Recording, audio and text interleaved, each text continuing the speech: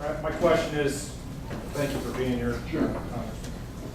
What is your position on the requirement that the U.S. Postal Service pay $5.5 billion per year for future retirees' health insurance? What measures are you in favor of to correct this onerous, unique requirement and bring financial stability back to the U.S. Postal Service without degrading service to the public?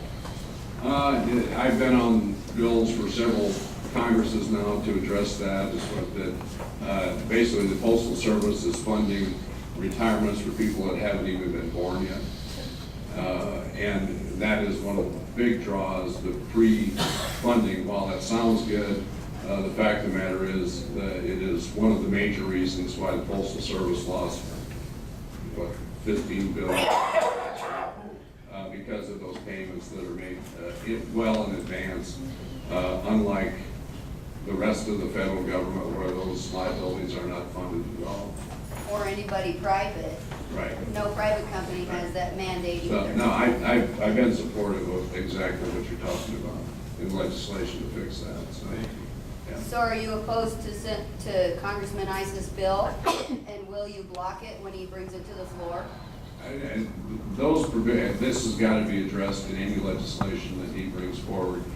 Certainly, as someone who grew up in a town of 168 people and represents the most populated county in the state, but also the least populated county in Adams County, I'm very sensitive to the 6-day delivery, all of those things that are so important to You get a co-sponsor at service. 6:30, Congressman?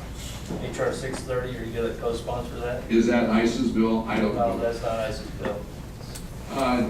We will certainly look at it. I'm not. When we spoke in March, you said you would numbers on look at it, bills. you haven't signed on yet. We were just wondering, because you've had since March to look at it when we talked to you in March, and you still haven't co-sponsored, so we wondered if you were supportive of it or if you were opposing it. I want to. I'm not supporting ISA. Okay.